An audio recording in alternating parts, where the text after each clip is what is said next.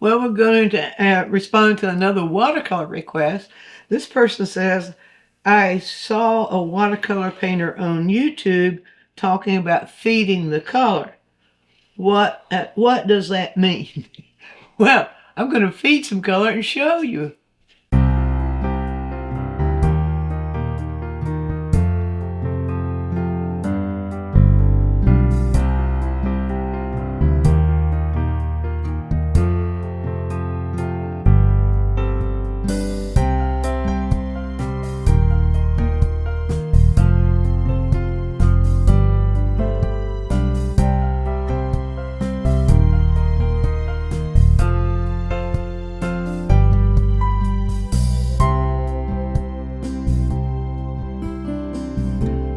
Well, there are a zillion things we can do with watercolor that really we can't do with oil, and so maybe with acrylic to a point, but not really. And really we can't do with pastel. It's just some things are unique to watercolor.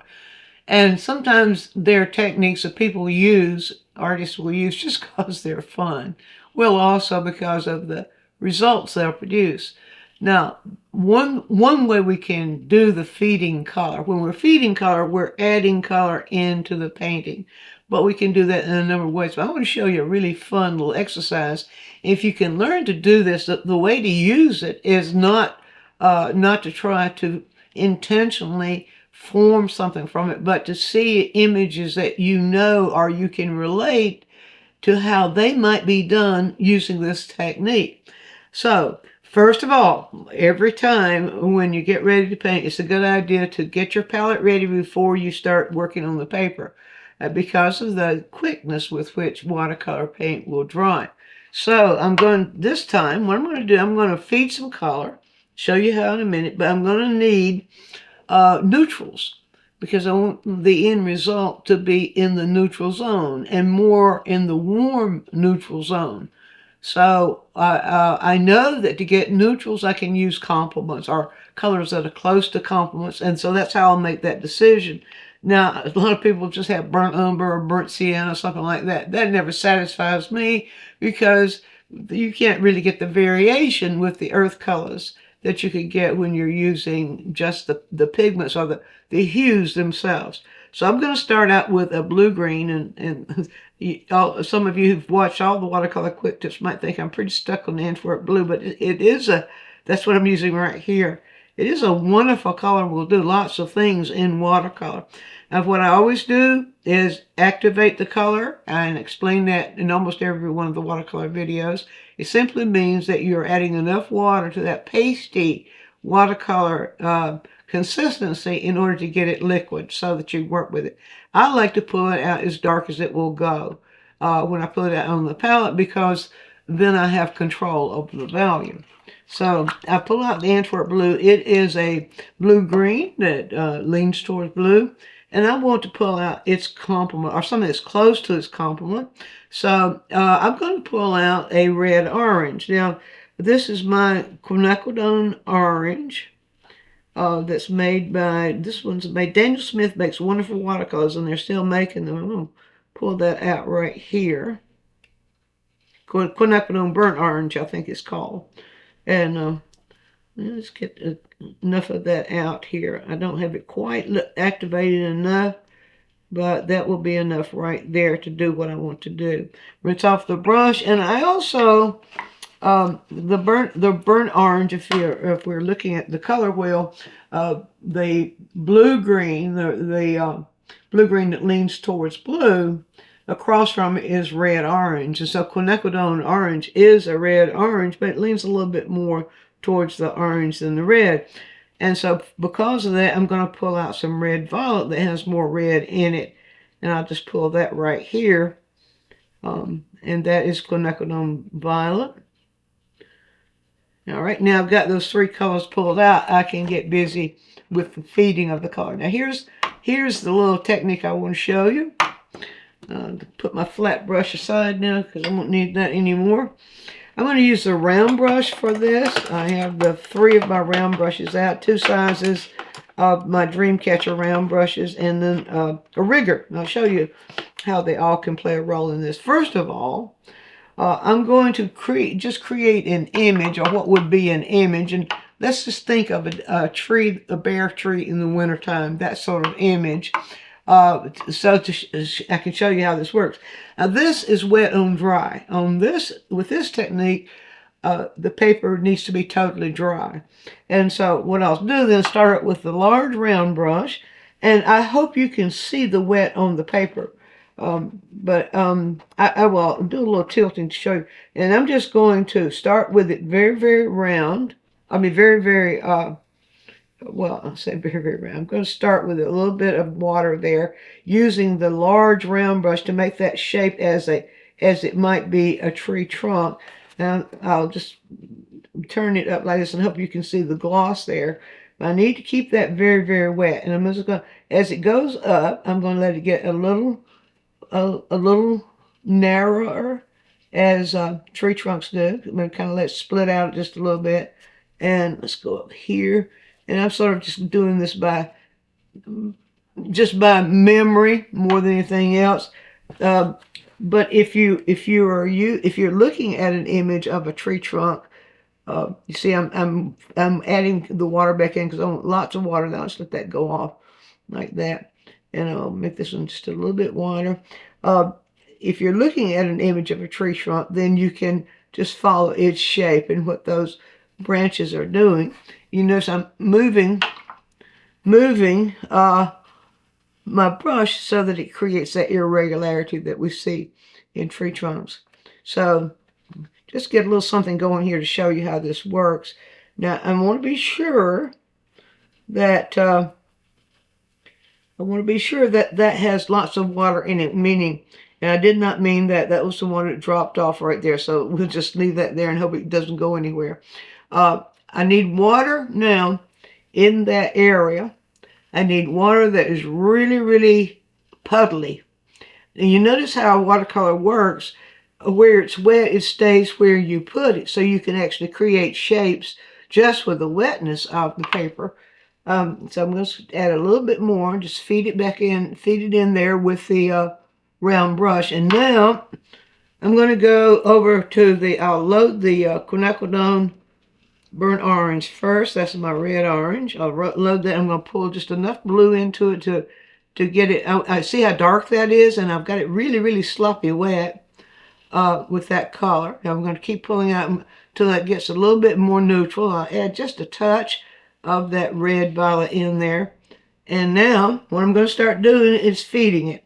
And here's how I feed it. I just touch the tip of the brush to that water, and I really don't try to form the shape of tree trunk. I'll just follow where the water is, and watch what happens here as we do that. As I turn it, you see I turn it this way, and it runs up that little limb. I keep feeding it. This is what we call feeding. And I'm assuming the light's coming from this side, so I want to keep it lighter on this side of the trunk. And you see I'm getting some variation in color there. Now there's some water at the top. I'm going to let it run back down. Let that water run. Now watch what happens. See, as it runs down, it's helping create that texture we'll see on a tree trunk. That's I'm just going to keep working that back and forth. Work it back and forth. And let me feed this side now. And you see, we can get variations in value when we use blends of color like this, just by not totally mixing them. We can get variations in value. So I get it very dark at the bottom and just add it in, kind of, sometimes in random places. Now, if some of the water's there I don't want to run back, I can take a thirsty brush. That means I dip it in water and then pull all the water out and just let it suck up that water, like we're seeing this happen right here.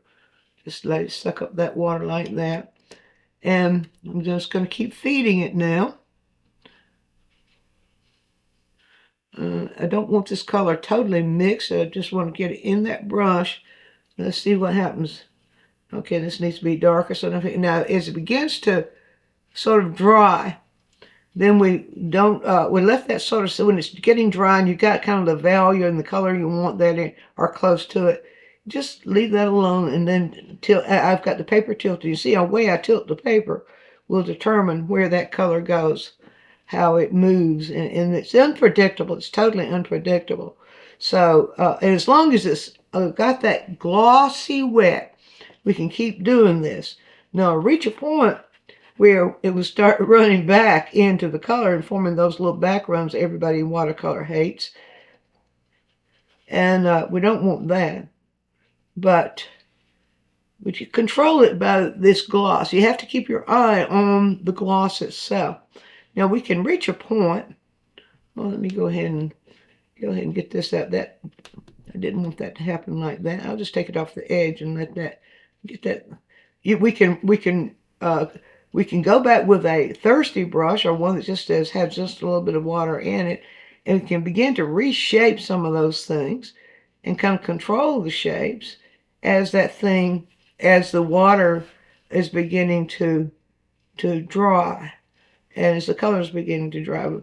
So let that go out like that. Now I'm going to add just a little bit more. Sometimes it's a good idea to have the branches of a tree getting lighter as they go up, because depending upon the sky and their surroundings, and sometimes we don't want, sometimes the tree will appear more lively if we have it just a little bit lighter, have those colors just a little bit lighter as it's going up. But as long as that is damp like that, we can feed color into it.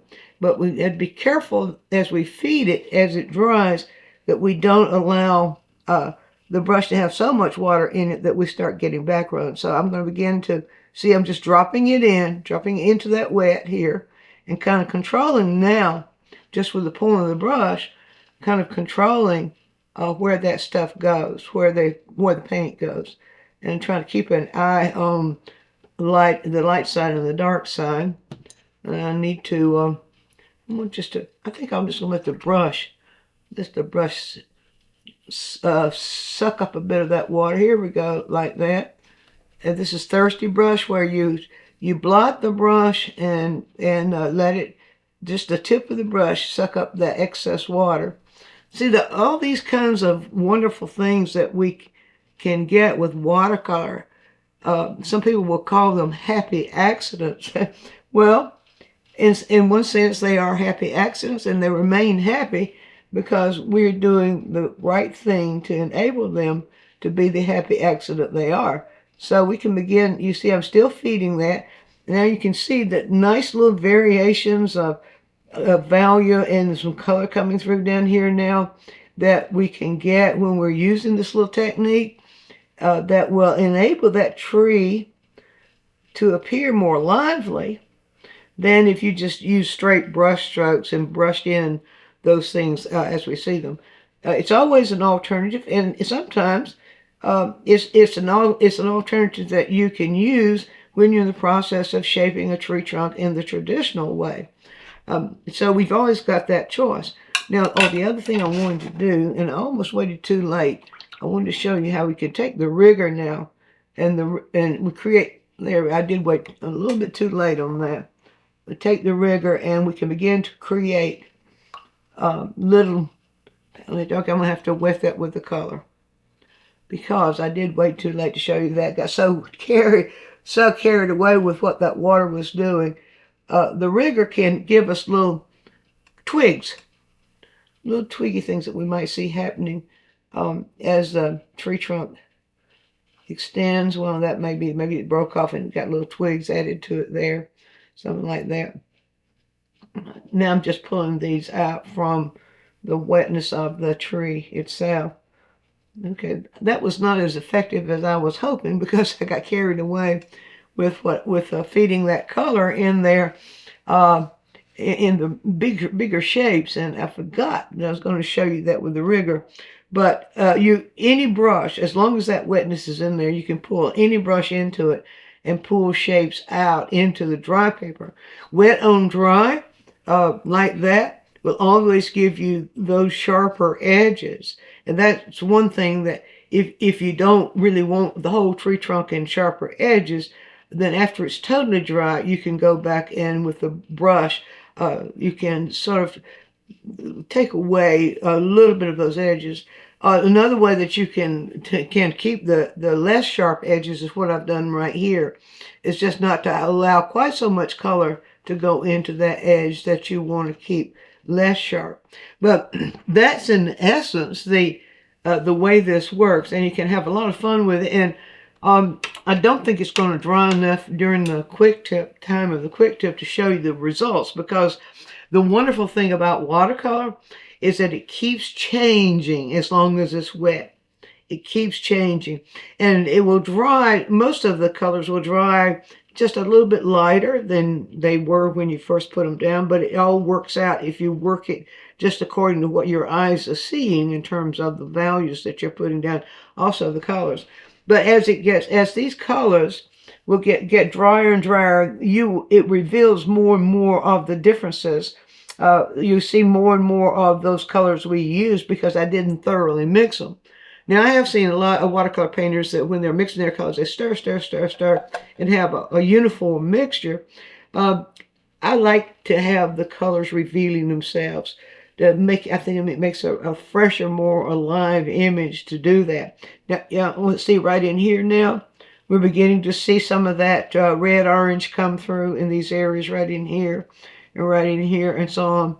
You can't get that with burnt umber if that's what you're using, only burnt umber. So, and as that dries, as I said before, then we won't really know what it looks like until it gets thoroughly dry. But it's a fun exercise, and if you play with it over, the longer you play with it, the more things you realize that you can do with it. So give that a try and see if you don't have fun with it too. Be sure and view all of our quick tips. And while you're doing so, subscribe to the channel, click on the bell so you'll always get a notice when we produce a new quick tip, which is every week. And if you have a question, leave it in the comments section and we'll make a quick tip for you. Also, take a trip over to DianeMize.com where I have full-length lessons, downloads, DVDs, lots of other stuff there, some free stuff for you. And while you're there, you can subscribe to the newsletter, and that way you'll always be informed every time we do something new.